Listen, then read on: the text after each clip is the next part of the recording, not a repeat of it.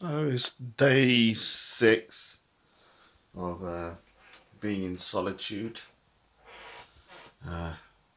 Amazing. I know I look tired. It is actually 7 in the morning. I can't go to sleep at the moment. Yeah, I'm going to go over some few leftover questions.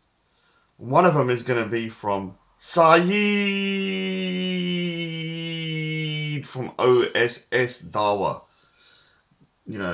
Ali Dawa's kind of right hand man. I do call them. Sorry about the side, but I call you lot like you're a bit like from 40 Towers, and Ali Dawa is Basil 40, and Saeed is Manuel. The thing is, Manuel's a very nice person, but Basil 40, he's always being mistreated by Basil 40, who's mean. And I see the same relationship between Ali Dawa is mean and Saeed is a nice guy and he's always being mistreated by Ali Dawa. You know, Ali Dawa is always messing around. I think he wants Saeed to be, he's like eunuch, so he can like be with him forever, doing his bidding. Because he's always messing around with him. Like Saeed's trying to like, I don't know. Sorry, Saeed's trying to kind of like flirt with some girls and stuff and do his own little thing. Remember, he's single, and Ali Dawa is always going in there cock blocking, ruining his love life. And now what's happened is because of that, because of Ali Dawa messing around with his love life, everyone thinks Saeed's gay on his comments. So he's asked me a question, so I'm going to try and answer. I don't know if I can answer it, but I'll try. So let's have a look. I won't show all my comments because it's private. So we'll just do the question though. So, where is it? Why did Tommy's fans in the comments use the word gay to curse, say me, and then when it suits them to attack Islam, they pull the gay card and say Muslims hate gays? That's a complicated one. I think people may not be homophobic like myself, but when we want to, we spoke about this with Paul, so you might need to look at that video. I think people in general, like even myself, when I want to hurt somebody, like I would use the word faggot, and I refrain from using it now. I've got to use it just to show you, and I used it not because I was homophobic, but because I knew it would upset that person. And the same with the gay thing. All men want to be quite masculine, and even if you're not, you're even if you're not. So no offense, Saeed, you're quite a kind of like a soft. I'll call you a little bit camp. That's not in a bad way. I call Steve the atheist a bit camp as well. So being camp isn't bad in itself. There's nothing wrong with that. And so I think people mistake like to get at you because they know that maybe people have said it to you before. I've been called gay as well when I was younger. I'm much more tough now, but I remember when I was softer. And when I was younger, I was quite soft. And people sometimes used to get to me would use that. So I just think it's a word that people use. Doesn't mean they're homophobic.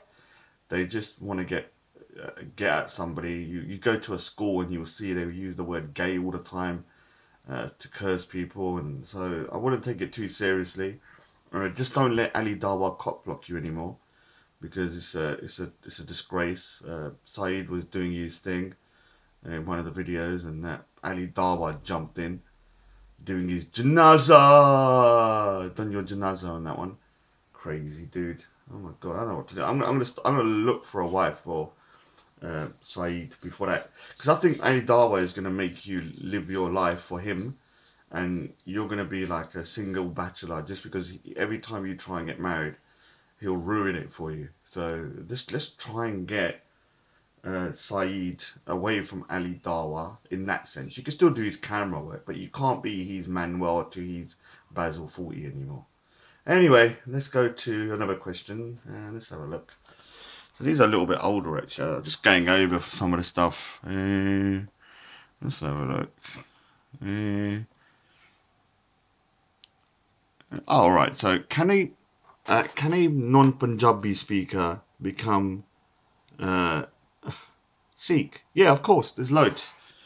You just don't really see them because we're not the kind of community that goes around kind of parading our minorities. No offense to Islam, but you know, if you see like when you go to the Darwa, you have these lot of gingers, blacks, and you know all these kind of multicolored kind of faith, and so they're kind of really in your face when, especially when I realize when they're doing Darwa, they like to bring out their little minorities just to kind of show the eclectic mix of Muslims.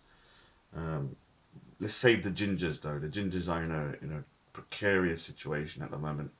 Um, I think if I ever come to power, I will uh, kind of round them up, not in a bad way, and then put them in some beautiful place where they cannot be infiltrated by Dawa teams. So just to save them from extinction. They're like a endangered species at the moment.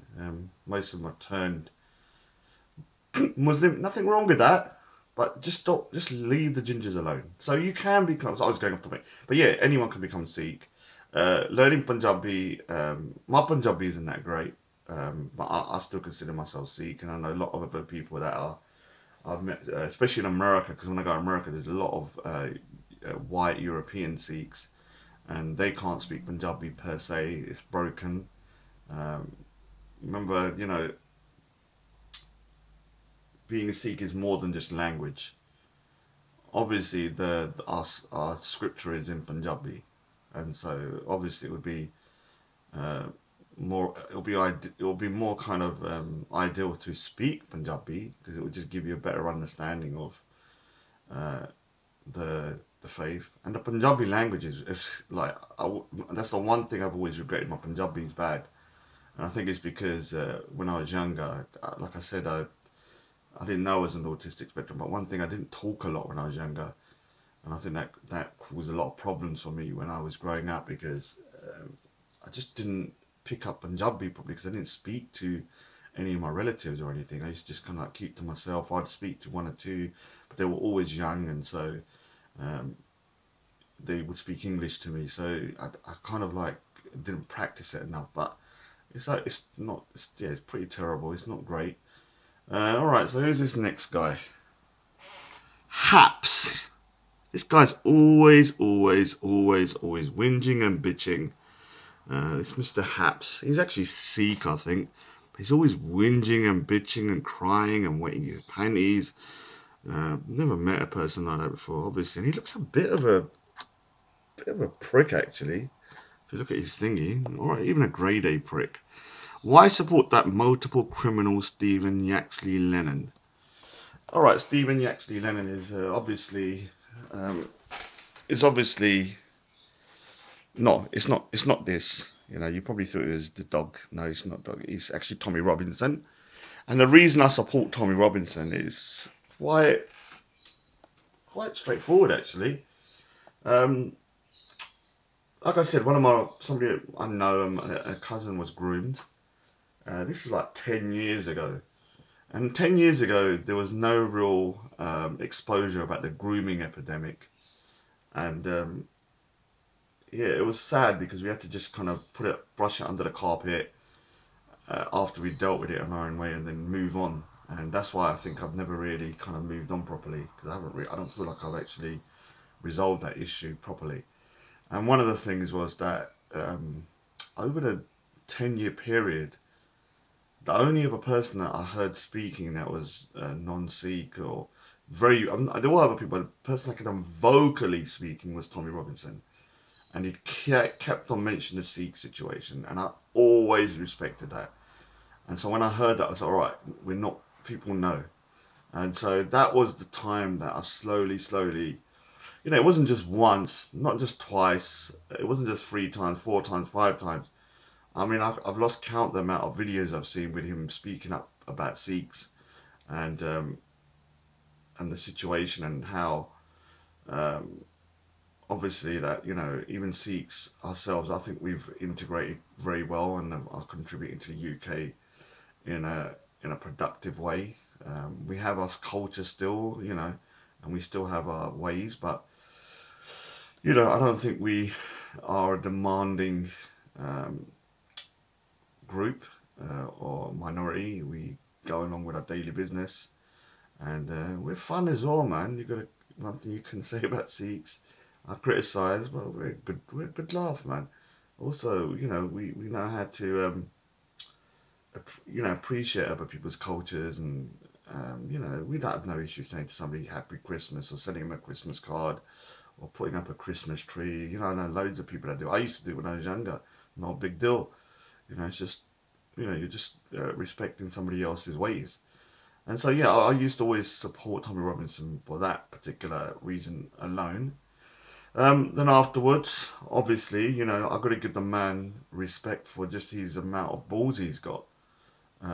It's very hard to withstand so much pressure and abuse and lies about you and still be mentally strong. And when I met him, remember I met him and I spent time with him, he was still very jovial, very, I don't want to say innocent, but he was still very, had a way about him. You know, I was surprised that he hadn't been weighed down by the amount of pressure that's been on him. And so, you know, I'm gonna probably do a longer video in the future as to why. But that's some of the reasons why I support him, just because of his support for the Sikh community. And he's not a racist. I can tell you that straight now. Some of his followers maybe, not maybe, are. I don't know which ones. Hopefully they can be weeded out. So, alright, so let's see if there's anything else. What's the French word for London? God knows. I'll find out. I don't know why you're asking me. Oh, look at this freaking haps. Haps, look at that hat. What a moron, man. Look at him. I never, you know, sometimes I kind of look at a picture, I can just tell straight away they're going to be a grade A prick. Don't even have to read the message, just have to look at the photo and that, alright, he's a prick. And why are you a massive cunt trying to get the far right to love you? Deep down, they would kill you if a purge was declared. Yeah, he has a, even though he's a cunt himself, he does have a bit of a point. My issue with the right is this, that, and it's there are a lot of people, undercover racists within, you know, probably Tommy's support and people that would support him, who probably are using the Islam card as a way to hide their kind of racism. And if they got into power, then yeah, it would be problematic. Remember, I would never let a purge happen anyway. Like myself, I would never accept Muslims being persecuted or anything done to them in a way like closing their mosques or doing stuff like this. I don't want that to happen. So for me, I'm not going to even go down your thingy, your silly thing about a purge. But I do agree that there are racists within that gravitate towards Tommy Robinson, because I don't think they've got anyone else to go towards. And this is the problem: when you call somebody a racist all the time, you'll get racists going to him. So Tommy Robinson cannot control the people that gravitate towards him. One of the things is that, you know, a purge, no, not going to happen. Well, if it, I would switch sides like that. I wouldn't stick with a group of people that were trying to expel another group of people out of the country, or to persecute them, or to shut down their places of worship. And so I can't support that. Right, if they wanted to remove extremists from a mosque, say an extremist imam was in there, and yeah, all right, fair enough, I agree with that. I would do the same thing with a Sikh temple. If there was an extremist running it, I would want to get rid of him. So it's not about the Muslims, it's just about trying to have a balanced religious place that's not too extreme.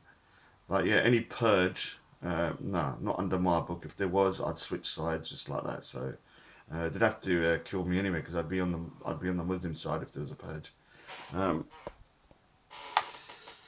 What is it? Omar Ibrahim. Omar Ibrahim. I don't know how to say it. Why do you attribute people's actions to their religion, saying Muslims grooming gangs, for example, while you wouldn't attribute it to their race or ethnicity? It's the same that happened with the guy who saved the child in France. I'll go on about that, the guy that saved the child in France. I watched that video like 10 times. And that is just a...